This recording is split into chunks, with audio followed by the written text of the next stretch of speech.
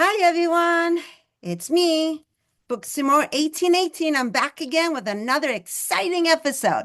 So, who's with us today? Let me tell you. I have today with me Brian Wixson. And you know what? I'm going to let him introduce himself and he'll tell us who he is. Hi, Brian. Welcome to the show. Hi, Sylvia. Thank you for having me. Basically, a little about me. I've been a New Jersey resident all my life, all for something years. Um, and I have been an actor since 2004. I started editing other people's scripts since, God, I lost count, probably like 2010, 2012. Mostly it was just working with friends while I was on their sets. And I would say, like, this didn't work, that typo, and they would let me work with it. And people started liking what I was doing. Um, I officially started writing scripts in 2016 because somebody was sent my way and they said, he wants you to write a script. And I was like, I'm not a writer. You know, I'm not a writer. And we had this back and forth for like 10 minutes. And he finally would not give up. I said, okay, I'll write a script. It'll suck. I'll prove myself right. It didn't suck. So I was like, okay, I guess I'll be a writer. And then here I am, what, 9 years later, I've got books published and I'm having fun. I'm having a great time. It's so enjoyable to be doing this. I totally agree. So, did you say you're a screenwriter and an author? Is that what you said? And an actor? Yep. Yep. Screenwriter turned author by taking the actual screenplays and putting them between covers, like this one right here, the latest one that's out, Nothing for Christmas. I teamed up with my buddy who I've known, God, for almost 20 years, Sean Guess. Uh, this is like a passion of ours. Um, he originally wrote this back in 2008 during the housing crisis, and it's not your sappy Hallmark kind of Christmas. I know people love those kind. It's more like you have your hard times, your downtrodden people, and it's about communities and faith and people coming together and the uplifting Christmas spirit helping everybody in the end. And I was the lead actor in that film when we shot it, and it literally went nowhere. We had like two screenings, and that was it. This was pre Netflix and Amazon and all those kind of things, so you couldn't have a, a screening, for the masses. And we decided we would rewrite it, and so he let me do the rewriting. He had the blessing over everything as it was going along. And I did research into how everything that was happening in central New Jersey. I know some people say there's no central New Jersey. I do. So, nah. um, because so much of it was based on real life things, even though it was a fictional story. I wanted all those realisms to be right. And I contacted a friend of mine on LinkedIn because one of the central characters is a rabbi. And so I wanted to get all those right because not being Jewish, I wouldn't know, other than basics. And so he gave me, I couldn't be 100% correct, but I made it real enough that it was believable without, and also not being like caricature or um, insulting. I wanted to be truthful, human, honest, and it came out really well. And Sean and I are both so happy with the way it's been received so far by everybody, through the book sales, through the comments on LinkedIn and Instagram and Facebook. It's just really making us feel so good about what's been so near and dear to our hearts. I must tell you, I read the screenplay. It's in book form now on Amazon. I didn't see the movie. I hope you reintroduce it and I get to see it because that would be great. I loved it. I mean, I'm Jewish, so there was actually some Yiddish thrown into. I don't know if you know what Yiddish is, but if you were talking to Rabbi, you might. Yeah. That's a Jewish language. So I said, "Oh my God, there's Yiddish in there. This is really interesting. So I like that. I love the collaboration between the rabbi and the guy, was it Jerry, right? Jerry, Jerry, Jerry Perry. who wasn't Jewish and lost his job, and how the rabbi helped him, and how the rabbi said, "Oh, you remember when you helped me with blah blah blah blah blah." I don't want to give away the whole story, but it was just so Mhm. beautiful and wonderful.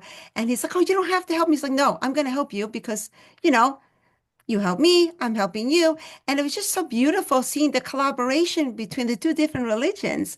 I really Yeah. loved it. And I felt like I was right there. The writing was that good that I actually felt like I was right there in the story. And I couldn't put it down. It was fantastic. I'm like, oh, I hope I get to see it in movie form or whatever, more of this and more of your writing. Because, and also you say you did with what's his name? Sean Guess. I don't want to get his name wrong. Sean, yeah. Yep. Yes. Guess. Just guessing, asking a question. You're guessing. His last name is Guess. Yes. You both did a fantastic job. I'm telling you. I want to see, I mean, I hope you guys collaborate Thank together again too, but both exceptional, exceptional, let me tell you. And I read a lot of things but this is right up there. So bravo to you and drum roll. Yes. All right, I'm thank going to you. give you a Yeah. Sean couple and I do have, go ahead, questions. My computer, let's please. see it. Okay. How did you get starting? How did you get started in screenwriting? How did you do it? Like I said, somebody literally, if you almost say they wanted me to write a script when I wasn't a script writer. I almost, if you want to almost call it like a dare in a sense. Um, came to me and said, "I want you to write a script." I said, "No, you will write a script. It was a horror movie, and you will write the script. I will edit it, and it'll be great." I know that sounds a little bragging, but no. He said, "No, it's in my head. You're gonna get it out of my head. You're gonna write it, and it'll be fantastic." And he wouldn't take no for an answer. So I finally just gave in and did it. And it did, like I said before, it didn't suck. It's still waiting to be filmed, but at least it was written. Well, I know you answered this question before, but I want you to elaborate more. What was the first thing you wrote? What was the name? Are you allowed to share that? Only if Oh, you're allowed to share. sure. Oh, yeah. Yeah. Sorry about that. Oh. It's called The Order. It's a horror film. Um, it's basically an elite group of individuals preying on young aspiring models, making them think that they're going to the fashion show of their lives, when they're actually the hosts are a bunch of cannibals. Oh, my goodness. Wow. Yeah. So there's a whole lot of play on words, a lot of different ways of making fun of playing with your food. And then there's also a turn at the end, well, like I would say the second half of the movie, where some of the women, they think they're escaping, but they're not. They turn around and they fight back. So there's a women empowerment kind of theme going on as well. Oh, But it's a nice, fun, bloody fest. Yeah. sounds interesting. I love horror. That Yeah. sounds very good. What was the process for coming up with Nothing for Christmas? Show us the book again, the screenplay, Nothing for Christmas. Can't see it enough. There we go. Yeah. So There we what go. was the process for coming up with Nothing for Christmas?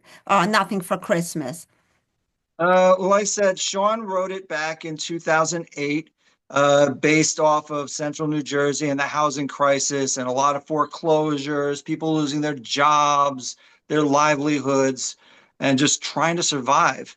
And even with all that misery going on, there was still some heartwarming tales coming out of the news and things like that. And that was the inception for Sean to write this back then. And then, like I said, in this form, it was just our desire to bring it back to life and do it again and do it right this time. Because the first time there were some flaws, there were some things that just didn't quite work out. And looking at it after almost a decade later, you could see where it could be fixed. And so now we've gotten it fixed. Do you have any other books out? I do actually. I have these two right here. The first is Memorial Day. This was the first one that I was a co-author on. It's again a horror film.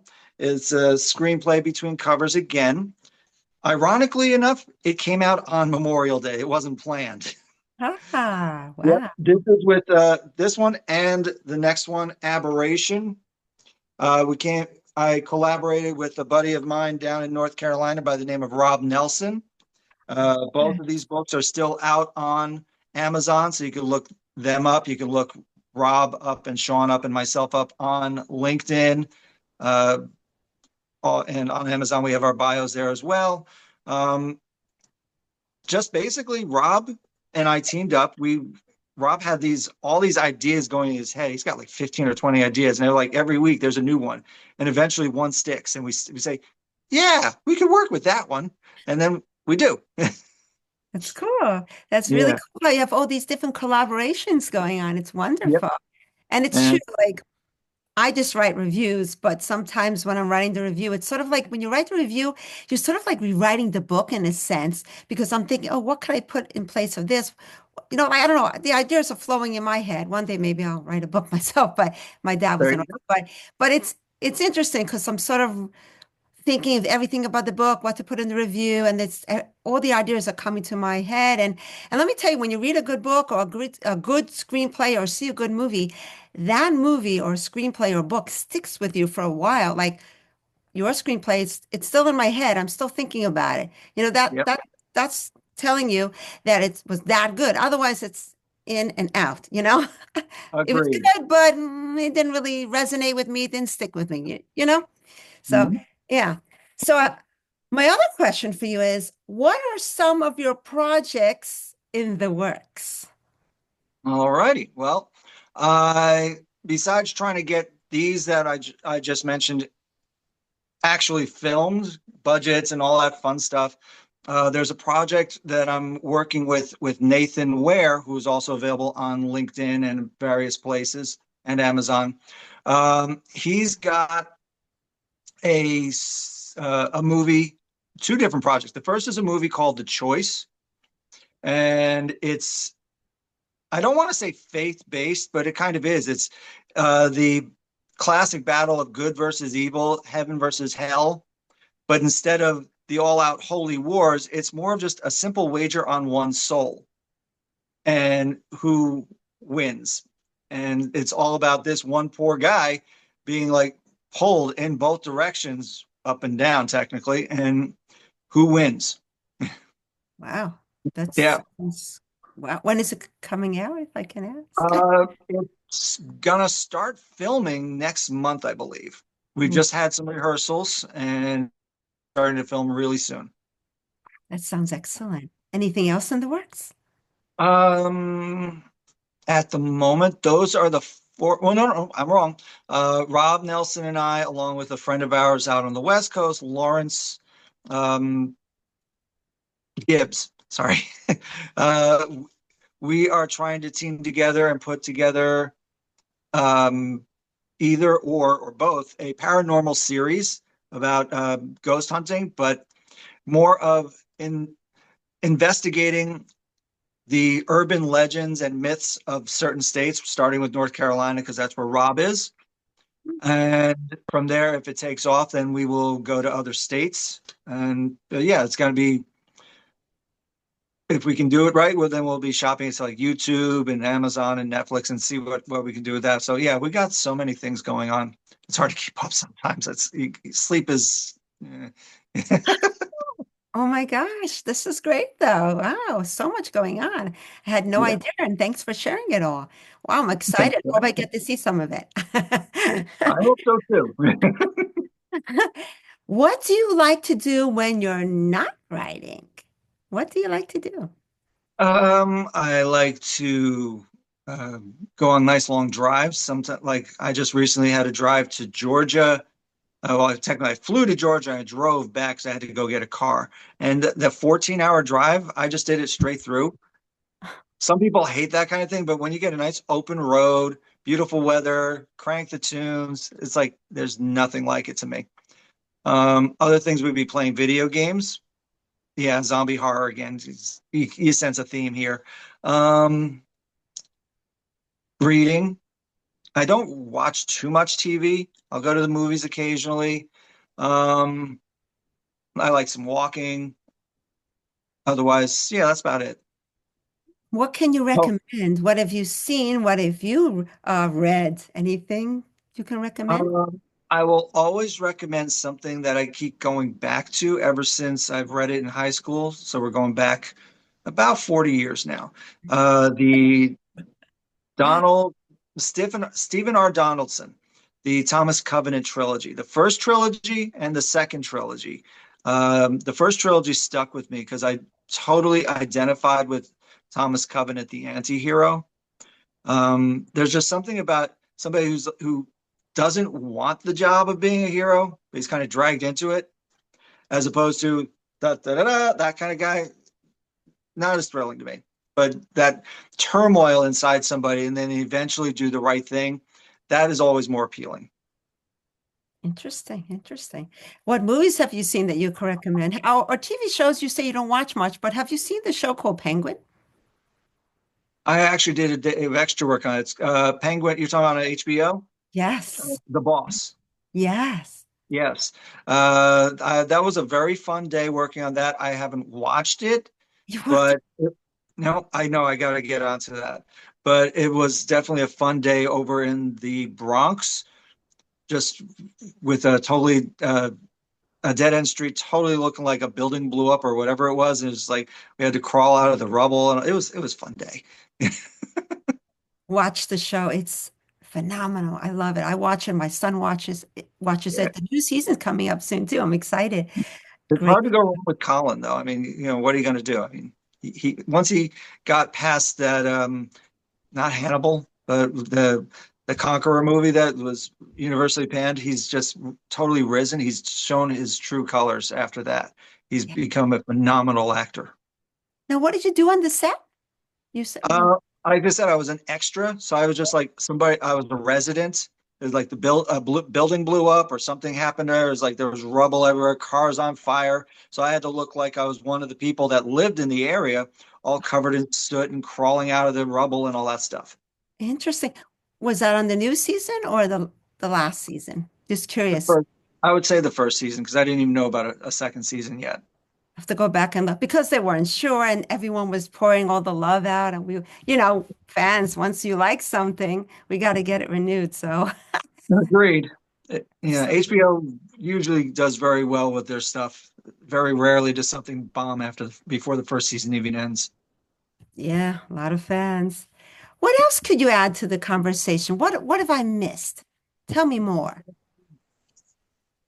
Well, like I said, New Jersey resident all my life. I live like 20 miles away from Manhattan. So it's always easy to get into the city for events and film premieres and networking and all that stuff. Um, Along with everything that I'm doing here, which already sounds frenetic enough, I have a day job. That's how the bills get paid. I work in retail. I've been in retail for 32 years now. Wow. 30 years of it was it selling shoes. Wow. Yep, various companies between New Jersey and New York. The last 2 years, I've been working in a blinds company selling drapery, shades, that kind of stuff. Mm, And it's rewarding, having a paycheck and hopefully these. Oh, one other, I forgot one other person I'm collaborating with. Shame on me. Michelle Eads over in London. oh, yes, she's Yeah. lovely. Yeah. Uh, she commissioned me to write a script based off of her autobiography, Mm. and it's called Why. And I believe you're in contact with her. You'll be talking to her soon, even. So I'll be looking Next. forward to watching Next. that. Yes. Yes. Yes. And so you'll have to watch the time zones, of course. But that is looks like it's moving forward nicely. And if that does, that will be the first script that I've ever written that will actually make it to film. So that'd be like a pinnacle achievement for me, but it's really more about the film itself. I'm really a team player. I don't want to sound like it's about me, even though this interview is about me. What am I going to do? But thank you. But yeah, so my philosophy has always been if the project doesn't succeed, I don't succeed. So, I mean, there's no point in me focusing on myself. Whether I'm an actor in it, whether I'm writing it, it's got to get made. It's a team effort. Otherwise, nobody wins. The film isn't, it's not successful unless it's shown or unless it's printed or whatever the case may be. So as that's why I keep making sure I focus on saying who these co-writers are. Michelle, in this case, I would have felt horrible if I didn't mention her, but because it's about them more if not the same amount as myself. Can you read an excerpt from your book, the one we're discussing, the screenplay? Sure. Yeah. Excuse me. Nothing for Chris. I need the large print. So do I. Yeah. All Yeah. right. So the interior of a hardware store, daytime. Jerry is walking down one of the aisles of Xavier's local hardware store. He has a notepad with him, looking over the stock, noting what he thinks Xavier will need to reorder. He walks around a corner to the main counter where Xavier, male, 60s, is sitting. Okay, Xavier, I finished the tour, made my list, checked it twice. Ha ha. What are you looking to get to restock for the season? Does it look like I need anything? Jerry scans the aisles near him and sees no customers. Oh, come on, Xavier. It's early. I'm sure it'll pick up at lunchtime. No, Jer. It's like this every day. Things will pick up. The people in this town love the personal service of your small town store. Not anymore. This is holiday season. This store should be packed with people needing decorations, yard items, DIY items, you name it. Now they'd rather drive the 5 miles away to go get lost in a maze of a store. Well, it's their loss. No, Jer, it's mine. These big box stores are killing me. They bring in everything from overseas and undersell me. What can I do? You keep fighting. I'm tired, Jer. I'm not enjoying this anymore. Jerry sees Xavier's frustration and doesn't push the subject. He tries to wrap up the transaction without aggravating his friend. So, what do you want me to put you down for this time? 2 dozen U-bolts. Just 2? 2. And that's probably more than I need. Jerry can tell by the tone that Xavier is ordering this for Jerry's benefit more than his own. Jerry feels humbled by this. Understood. And thanks. Wonderful, wonderful. Thank you for reading. Very nice. Show us your book one more time and tell us exactly where we can purchase it. It's called Nothing for Christmas. You can find it on Amazon, both in paperback and in Kindle form. You can just type it in, Nothing for Christmas, it'll pop up. Otherwise, you can look under the screenplay category and it'll show there, still currently in the, bestsellers list for new releases. Where can we reach you if we want to get in touch with you? I'm available on LinkedIn, on Facebook, on Instagram. I also have my own website, brianmwixson.com. From there, all the links to all the different sites are available as well. But if you just type in Brian M. Wixson on LinkedIn, Facebook, or Instagram, I'll pop up. Excellent. I want to thank you again. A big thanks from Book Some More 1818. Thanks for being in our Facebook group as well. This video will go up on YouTube, Spotify, Instagram, and in our Facebook group and all over. I hope you guys will purchase his screenplay because I loved it. And I think you will too. It's all about collaboration and two religions getting together, working together. It's just fantastic. It's just a nice read. So you won't regret it. Comment on this video, follow our channel, YouTube, Spotify. We want to hear from you. If you want to come on the show, let me know. And thank you so much for coming on the show. I hate to tell you goodbye. Thank you for inviting. Be in touch. Definitely. We will speak soon. Thank you very much. And goodbye, everyone. Bye-bye. Bye, everyone. Thank you. Bye.